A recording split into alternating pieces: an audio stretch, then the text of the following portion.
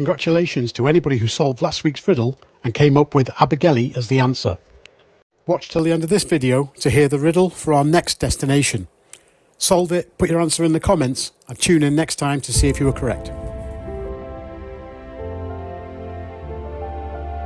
Welcome to Pints, Plates and Passports, and welcome to Llanddulas Abergele and Pensarn. Today's passport stamp takes us along the North Wales coast, a stretch where the Irish Sea brushes right up against old stone villages, caravan parks and pubs that have seen more storms than most of us ever will.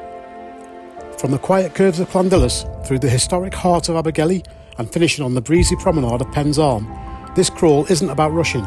It's about following the shoreline, one pint at a time, and letting each stop reveal a little more of the coast's character. Think of it as a slow rolling seaside story. Pebbles underfoot, gulls overhead, and a trail of pubs and locals who'll tell you exactly how this coastline has changed and how it hasn't. Our first stop in Llanddulas isn't just a pub, it's part of a national story, the Royal British Legion.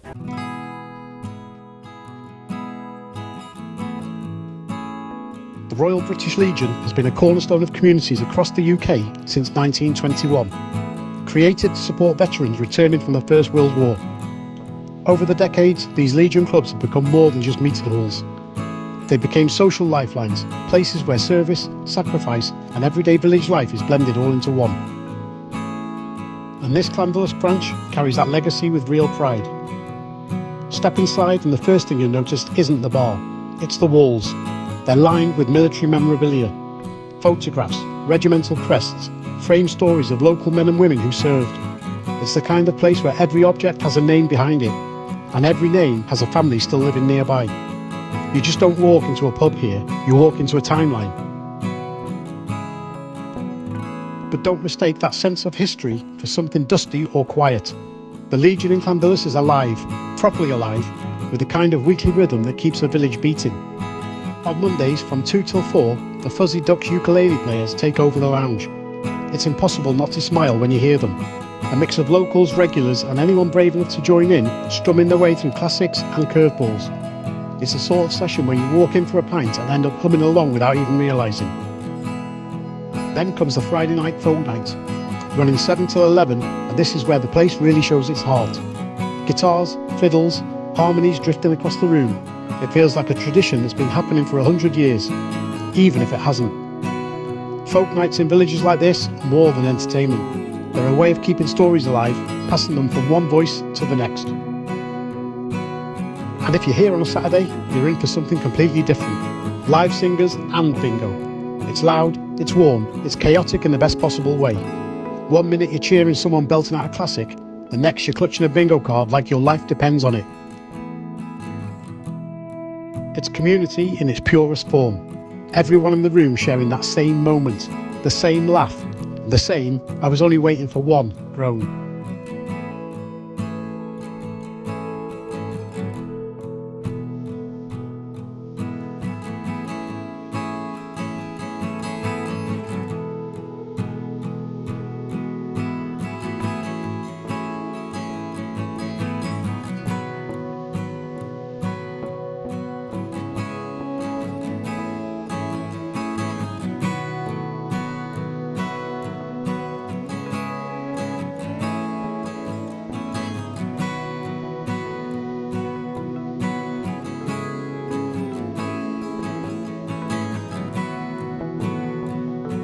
They have a good range of beers on the taps: John Smith's Bitter, Strongbow Ciders, Guinness, Cruz Campo, Carlin, Foster's, Madry, Brixton Pale Ale, San Miguel and a few others.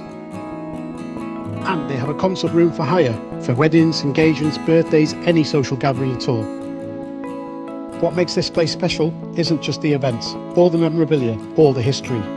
It's the feeling that Legion is still doing exactly what it was created to do over a century ago. Bringing people together, supporting each other, giving a village a place to gather, to celebrate, to remember and to just be. In a world where so many small village and small town pubs have disappeared, the Royal British Legion in Llanddulas stands as one of the last two left here. And you can feel the weight of that, not in a sad way, but in a proud way, a sense that this place matters and that it's still needed.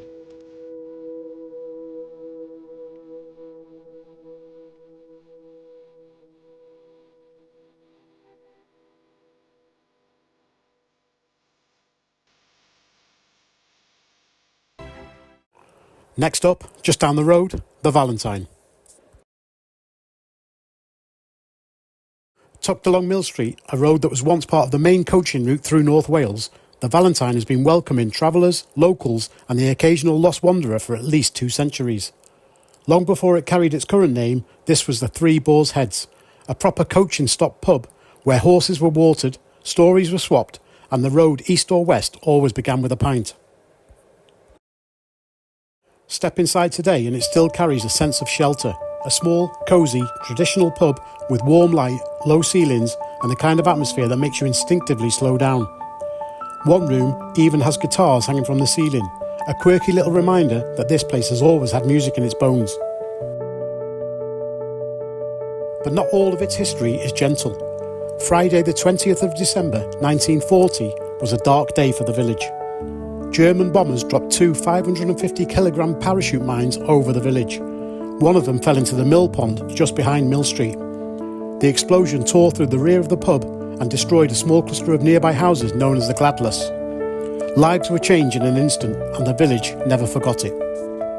And yet, the pub survived, rebuilt, reopened and reclaimed by the community.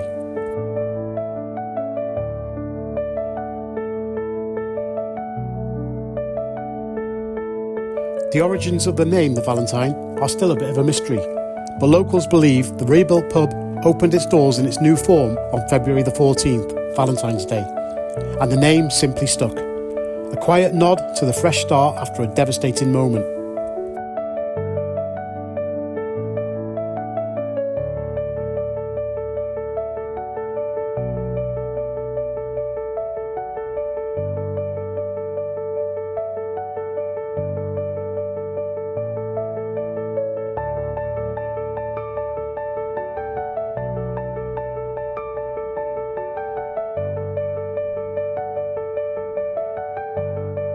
Today, the Valentine is still very much a living pub. On Thursdays, the quiz night pulls in teams from across the village, friendly rivalry, questionable answers, and plenty of laughs. And every second Wednesday, the place fills with music again, as a folk band takes over the room, singing, playing, and carrying on a tradition that feels right at home under those ceiling-hung guitars. It's small, it's warm, it's full of character, and in a village that once had many pubs and now only has 2, the Valentine stands as a reminder that history isn't just something you read, it's something you can sit inside, pint in hand.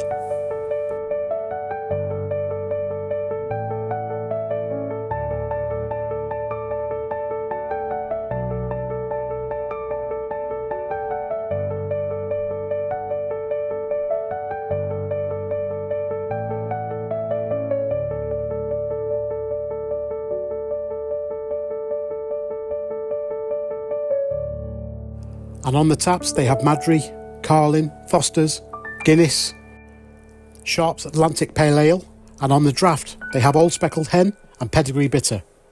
They're closed Monday and Tuesday, open Wednesday 4 till 11, Thursday 4 till 11, Friday 4 till 11, Saturday 12 till 11 and Sunday 4 till 11.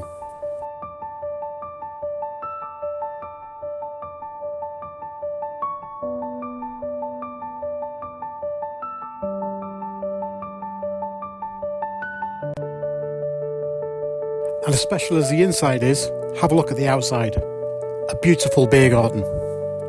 Lush greenery even in December. And this place will come alive even more in the summer. It's a perfect setting to while away a couple of hours with a few beers.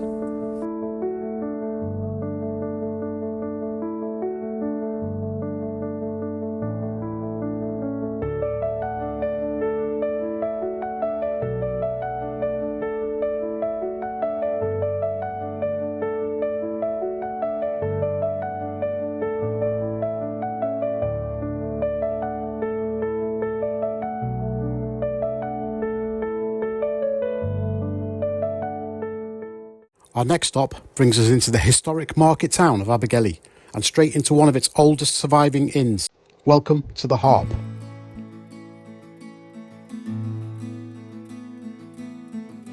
Once, this town had 16 inns, serving travellers, traders and the occasional troublemaker.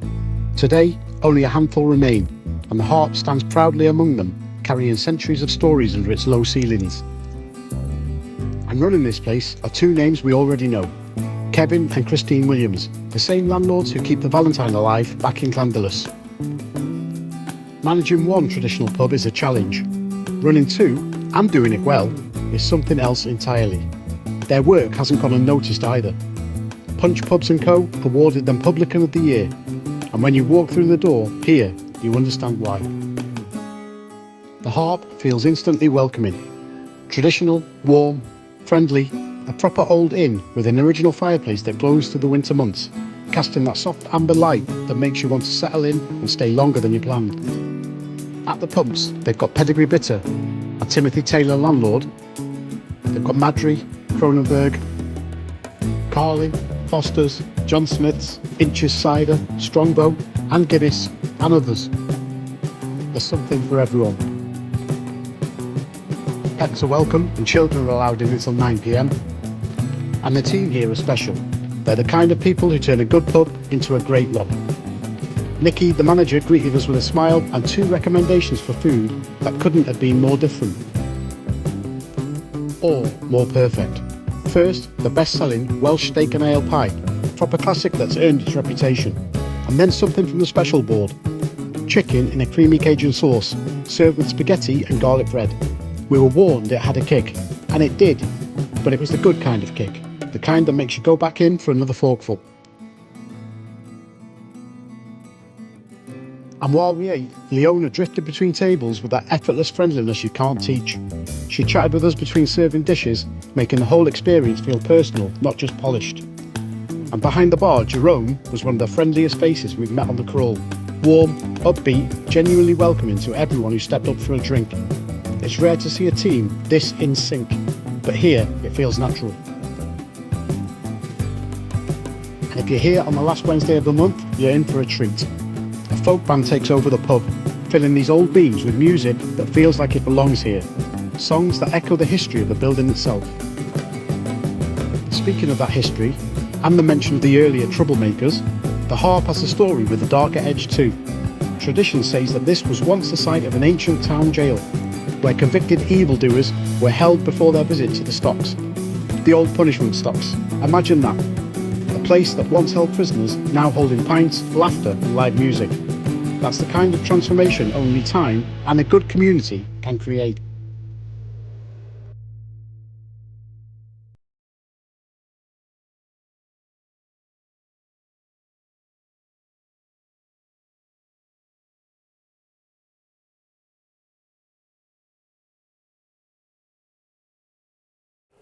Today, the Harp stands as one of Abergele's last surviving historical inns, kept alive by a team who care deeply about what they do. It's a pub with heritage, with flavour, with personality, and with people who make you feel like you've been coming here for years. And the landlord and landlady, they're doing a great job, keeping the 2 pubs in the 2 towns not just open, but thriving, and keeping together this amazing team they have. From one of Abergele's oldest inns to its newest alehouse. Same street, different century. This is the Hoptimist. Just across the road from the Harp and you step straight into a completely different world. The Hoptimist, Abergele's newest craft-driven alehouse and a proper breath of fresh air for the town's drinking scene. Where the old inns trade in history and hearthlight, the Hoptimist deals in flavour, experimentation and a tap list that never sits still for long. This place is all about craft. Craft ales, craft ciders and craft gins, and the range is huge. The cask and keg lines rotate so often you could visit twice a week and still drink 2 totally different menus. When we called in, the board was a festival of colour and creativity. Brewdolf, a Christmas ale from Faces Brewery. And Hedonism from Potbelly Brewery. High Hops and Mush from Purple Moose Brewery. A black stout from Hawkstone, and a few more waiting to be pulled. If you're a gin fan, this place is dangerous, in the best possible way. Their specialty gins come in flavours like passion fruit, watermelon, rhubarb, cherry and more, all mix and match with a big selection of tonics and mixers. And if gin's not your thing, they've got you covered with a full lineup of classic cocktails, plus a few Hoptimist originals you won't find anywhere else. It's modern, it's bright, it's buzzing, the kind of alehouse that feels like it was built for people who love trying something new. And starting February, they've added live entertainment every Sunday from 4 till 6, which is exactly the kind of weekly rhythm that turns a new venue into a community favourite. The Hoptimist might be the newest stop on this crawl, but it already feels like it belongs. A fresh chapter in a town built on old stories. Crossing back over the road again, the Hoptimist brings us to a pub with real Abergele heritage. Welcome to the George and Dragon. Dating back to the mid-1800s, this place was originally known as the Royal George. And in those days, it was just a single-storey building with a thatched roof. The kind of humble roadside inn that served farmers, traders and weary travellers passing through the market town. Today, it's grown into a lively, welcoming pub that blends its old bones with a modern, community-driven atmosphere. And if you're hungry or just love a good deal, this place has got you covered. Fish Friday is a local favourite. Fish and chips with a drink for £10.50, which is exactly the kind of offer that fills this place with regulars by tea time. And from Monday to Thursday, you can grab 2 main meals for £15, making it one of the best value spots in town. And if cocktails are more your thing, they've got you sorted there too. 2 cocktails for £9.80 or 2 pitchers for just £12.40. Add in the double up on your spirits deals and you've got a pub that knows how to keep things fun without emptying your wallet. And out the back there's a nice beer garden, a proper little sun trap in the warmer months and a great spot to escape the bustle of the high street. But the George and Dragon isn't just about food and drink. It's a pub with a weekly rhythm that keeps the place buzzing. Every Tuesday they host a game of Open the Box, one of those classic pub competitions that gets everyone leaning in, hoping tonight's the night for someone that finally cracks it. Fridays are for karaoke, and it's the full throttle kind, enthusiastic, chaotic and brilliant. And on Saturdays, every 2 or 3 weeks, the pub brings in live music, turning the place into a proper weekend destination. It's a pub with history, with heart and with a calendar full of reasons to come back. From a thatched roof inn to a modern community hub, the George and Dragon has grown with Abergele, and it still feels like a place where everyone's welcome. Before we visit our next lot of pubs, let's just see what else the area's got to offer visitors. Llanddulas Beach is one of those stretches of shoreline that doesn't shout for attention. It just quietly rewards anyone who takes the time to walk it or cycle it. This is a beautiful part of the North Wales coastal path, a place where the sea, the sky and the stones all seem to settle into the same rhythm. As it's part of the National Cycle Route 5, you'll see everything from dog walkers to long-distance cyclists rolling past, all moving to the soundtrack of waves brushing against the pebbles. It's a beautiful part of the cycle route. It's one of the highlights here is the wooden footbridge that crosses the point where the River Dillus meets the Irish Sea. And Llanddulas itself might be small, but it's beautiful. A quiet coastal village with just a handful of streets, but a history that reaches far beyond its size. And right in its heart stands a monument to one of the most notable sons, Lewis Valentine. Born here in Llanddulas in 1893, Valentine was a Welsh nationalist, a Baptist pastor and one of the founding members of Plaid Cymru. He's remembered for his fierce belief in Welsh identity and for an act that made headlines across the country, serving time for setting fire to an RAF bombing school built in Wales against the fury of local protesters. Whether you agree with his methods or not, his impact on Welsh political history is undeniable. And just a short walk away from the monument is another gem, the Llanddulas Village Hall, a gorgeous building with that classic Welsh village charm. The hall has served as a community hub for generations. Concerts, meetings, dances, fundraisers, and the everyday gatherings that stitch a village together. Many of these halls were built in the late 19th or early 20th centuries as civic centres, and Llanddulas' hall carries that same heritage, a place built not for show, but for the people who live here. And as we head into Abergele, here sits a place that is usually full of noise, laughter and little muddy boots, but not in winter.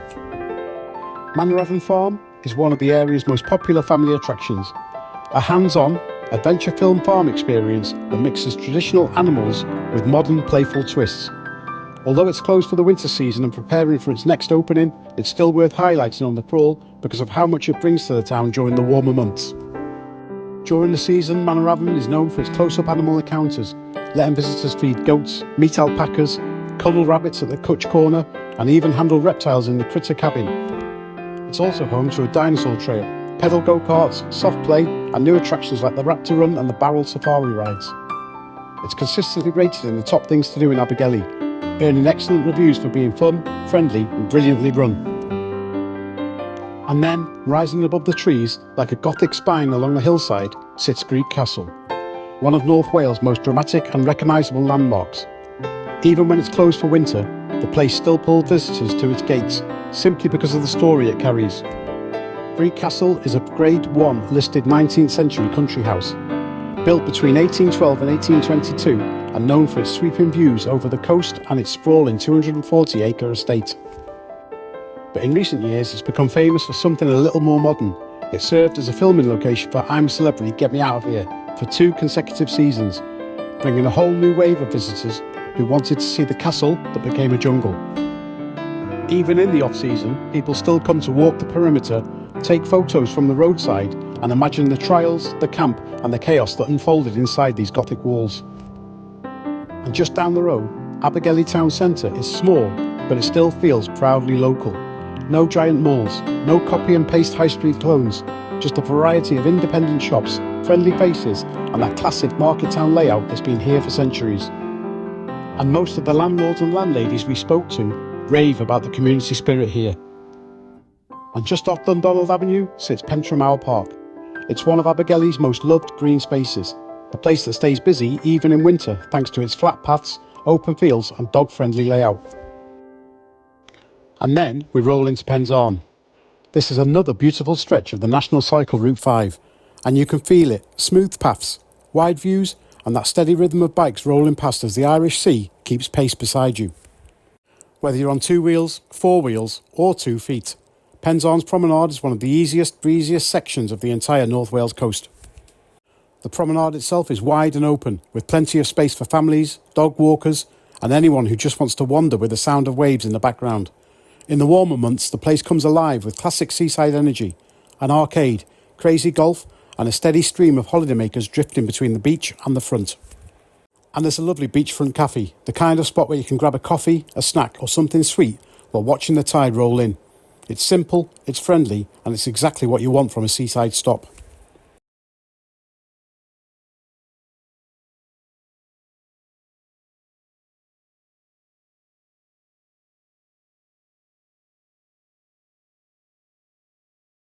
Just before we head back to our next pub, can I just ask you, if you're enjoying the video, to like, subscribe and comment.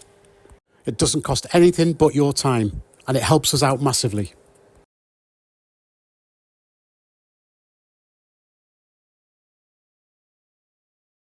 And now our next stop is the Bull Hotel. The Bull Hotel is a landmark right in the heart of Abergele, and a place run with real pride by landlord Craig Hughes. Craig has built a reputation not just for running a great pub, but for running a great community hub. His work has earned him serious recognition too. Regional Pub of the Year 2025 and Pride of Wales 2024. Awards like that don't happen by accident. They happen because a place is loved. As soon as you're inside, you can see why. The bar and restaurant areas are immaculate, tastefully decorated and full of that warm, welcoming atmosphere that makes you want to settle in. There's a log burner in the bar, glowing away and giving off that cosy fireside comfort that every good pub should have in winter. Behind the bar you'll find a strong lineup. Guinness, plus a full range of J.W. Lee's beers, stout, lager, pale ale and seasonal cask ales like plum pudding and bitter. It's the kind of selection that keeps both locals and visitors happy. And the Bull isn't just a pub, it's a hotel too. They offer ensuite bed and breakfast rooms, perfect for anyone exploring the coast or stopping over on a longer trip. And the restaurant serves amazing, proper home-cooked food, the kind that fills the room with the smell of real cooking rather than microwaves and shortcuts. And what really stands out though is Craig himself.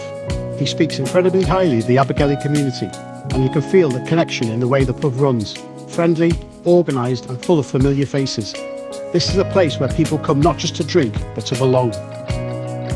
And if you're here at the right time of the month, you can join their Welsh quiz night, a brilliant nod to local culture and a great way to bring the community together. And even though we were visiting in December, middle of winter, our photos didn't quite capture it. The beer garden at the Bull Hotel is something special in the summer months. Landlord Craig was kind enough to share a few of his own photos and even a video showing the garden in full bloom and it completely transformed the space. Its clear crate takes real pride in it, and seeing the summer version shows exactly why the Bull has earned its awards. The Bull Hotel is polished, warm and full of character and friendliness. A modern pub with traditional home-cooked food, and a perfect stop for a pint or a plate, probably both. It's a proud pub for a proud town, and the landlord keeps the Bull charging forward. And just around the corner from the Bull sits the Gwindy, a pub with a long local presence, but one we could only admire from the outside on this visit. Doors were closed, lights were off, and clearly it was the staff's day off too. And so our next stop, the Pentre Mawr.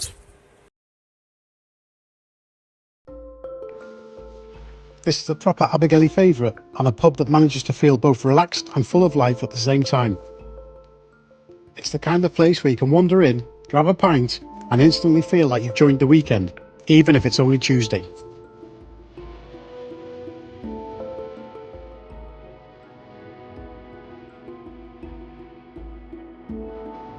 The bar area is bright, friendly and well kept, with a solid lineup on tap. You've got Hawkstone Lager and Cider, Guinness, San Miguel, Loretti, Tetley Smooth, Hobgoblin, Bass, Carlin, Carlsberg and a range of Somersby fruit ciders. It's a proper mix, something for the traditionalists, something for the lager crowd and a few treats for anyone who like a sweeter sip. Food is served daily, and the standouts are exactly the kind of hearty dishes you want from a pub. Their Yorkshire pudding wraps are a local favourite, big, warm and packed with flavour, and their roast dinners have built a reputation of their own. It's comfort food done right. And if you're here midweek, Wednesdays mean free pool upstairs. Always brings in a friendly crowd.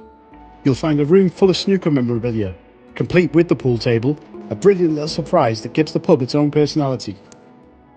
And out the back, there's a large beer garden, perfect for summer afternoons, dog walkers and anyone who wants to sit outside with a cold pint and watch the world drift by. And if you're looking for nightlife, every Saturday, the Pentre Mawr hosts entertainment, live acts, singers and performers who keep the place buzzing right through the evening.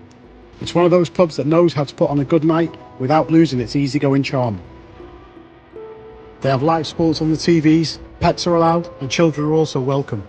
They're open Monday to Friday 12 till 11, Saturday 12 till 1 AM and Sunday 12 till 11. The food is served daily from 12 till 8 PM. The Pentre Mawr is warm, welcoming and full of character. A proper community pub that gives Abergele its weekend heartbeat. And this feels like a good opportunity to squeeze in the joke for this episode. A termite walks into a bar. The bartender says, "Hi, what can I get you?" The termite replies, "I just want to know, is the bartender here?" And while we're here, let's get in the riddle for our next episode's destination. Solve it, put your answer in the comments, tune in next time to see if you're correct. A ground where legends took their place. The oldest pitch for country's face. A pub that's older than the roar. Still standing by the stadium door. A city built on craft and steel. With stories fans still chant and feel. A dragon flies where red shirts play. We hope the screen stars are here to stay. Our next intended stop was the Castle, a pub we were hoping to feature properly, but when we popped in, the barman told us the landlady wouldn't want us filming, even though we didn't actually ask her. So instead of a full segment, we kept things simple. We've included a photo so you can all see it, and the castle still earns its place on the crawl, even if this time it's just a snapshot rather than a story. Our last stop brings us to the Yacht in Pensarn, a proper locals pub, with a warm heart, a lived-in charm, and a landlord who works harder than most. Graham and his partner run the place almost entirely by themselves, and you can feel that graft in every corner of the pub. It's honest, friendly, and full of regulars who treat it like a second living room. Inside, you've got a pool table, a relaxed lounge area, and a bar decorated with yachts everywhere you look. A little nod to the name that gives the place its identity. In the warmer months, the outside area becomes a brilliant sun trap, perfect for a pint after a walk on the promenade. Food is served seasonally, and when the kitchen's open, the pub is known for its good, hearty meals, especially the Sunday carvery, which pulls in families from all over Pensarn and Abergele and tourists. It's a proper family-friendly pub, the kind where everyone knows everyone and newcomers get a smile the moment they walk in. Sundays mean bingo night, a weekly favourite that fills the room with laughter and a bit of friendly competition. And during the season, the yacht brings in live entertainment, keeping the weekends lively without losing that easy-going seaside pub vibe. And the yacht has stories that go beyond the food and the pints. According to Graham, the place has a few ghosts. There's the man on the stairs who appears from time to time, and an unsociable little girl said to linger in the cellar. Whether you believe in spirits or not, it adds a brilliant layer of folklore to a pub that already has plenty of personality. And here we met Jamie Millington, one of the most interesting people we met on this crawl. We first chatted to him here at the yacht, but when we got home and checked the footage, there was music playing in the background, so we couldn't use it. Jamie didn't mind at all, and he met us again a week later for a proper chat. Jamie enjoys off-grid camping whenever he can. He's an astronomy fan, a ham radio enthusiast, a keen metal detectorist and a drone operator. Basically, a one-man adventure channel. Whenever he can, and when he's got time off work, he parks his off-grid van right here on the beach next to the yacht, in all weathers, living life on his own terms. He even sent some photos of his hobbies, so we'll be including a short interview in a second. It's a perfect little bonus chapter to close out our crawl. And anyone interested in the astronomy, ham radio, metal detector, or drone operating, Jamie has left his details in the interview, so you can get hold of him if you need any advice or help, or if you just want to view his footage and photos. So when we were in here filming last time, we met Jamie. Okay, Jamie? Yeah, I mean, Good. Anyway, he was telling us about some hobbies he had, and we thought we'd ask him some questions, but when we got back and reviewed the footage, there was music playing in the background. So we had to dim it, and we've had to come back and ask him a few more questions again. So Jamie, tell us how you've ended up in Pensarn. Is this your local pub? Yeah, the local pub in Pensarn. Yeah, we come down here most weekends. We're in the van on Pensarn Beach. Is it cold this time of year? Oh yeah, well, it feels like about -2, -4 outside, but in the back of the van it's 17 degrees because we've got the diesel heater in. Oh, you see everything set up there, nice. Everything, yeah. Yeah. And this is your Uncle Boozer when you're here? Yeah. Enjoy it. Yeah. There's no trouble. Everything's fine. And how often do you get down then? As often as you'd like? Or? As often as I can. Yeah, most weekends. Yeah. And you were telling us about your hobbies last time we amateur radio, astronomy, metal detecting, off-grid camping. Yeah. Bit of drone footage as well. Oh yeah, look at drones. Yeah. So would you consider yourself a wild camper then? Or? No, off-grid. Off-grid. Totally off-grid because I've got solar panels on the back. I've got solar panels on top of the van, so we're totally off-grid, and we can sustain ourselves for many months on. Oh yeah. So you've obviously got your favourite places like Pensarn. Is there anywhere else you like? Or? Yeah, we like going down to Port Merion, Abergele, all around the northwest, all the way, basically all the way down the North Wales coast. And what about the most remote spot you have? Most remote was down in Abergele, right on top of the cliff. And that was really nice. Oh yeah, just so you were there for the scenery, I guess, were you? And did you take the drone and stuff? Get that? Yeah, we took the drone up, took loads of quick pictures with the deep sky nebulas and what have you. Oh, with you? It was good. Yeah, for a telescope. Yeah, for a telescope. Yeah. And so do you still? Would you drive around now and see somewhere nice and just think about staying here tonight? Yeah, it's not a problem. Yeah. Just stay where you want. Yeah, with all the equipment you've got. So just got back onto your radio stuff. Do you remember? You do all that long distance kind of stuff. Yeah. Long distance DX on radio. Yeah. So do you remember your first ever successful long distance contact and where they were and where you were at the time? Yeah, I was on top of Hartshead Pike in Manchester. That's a national line, and I was portable in the van. And the first contact was well over 10,000 miles away, 10,500 miles away, and that was straight into Australia. Oh yeah. And where was he in Australia? Do you remember where he was? I think he was out in southern or western Australia. I can't remember. I'll check on my log. Yeah. And what about now then? Are you in contact now recently with anywhere? Yeah. Anywhere interested? Yeah, Gwrych High School. I do a lot of work with Gwrych High School up in Scotland. I help them out a lot. Yeah. And what about other parts of the world where you're making contacts now? America, you name it, anywhere you want in the world. Yeah. And I will contact that country no matter where I am, whether it's from home or whether it's from the van. Yeah. It works both ways. Oh, so you do it from home and when you're Yeah, I do it both ways. Yeah, it works quite easily in the van as well. Yeah, in the van, yeah. You've got all your antennas and stuff. Yeah, the van is actually better than Manchester because I'm very, very close to the sea, and the sea acts as a plane for the antennas, so we're out further and further. What, so that helps with the waves, does it, or something? Or? The radio waves? No, it basically acts as like a ground for the antennas, so that's when you're going to go further and further. Ah, right, yeah. So, yeah.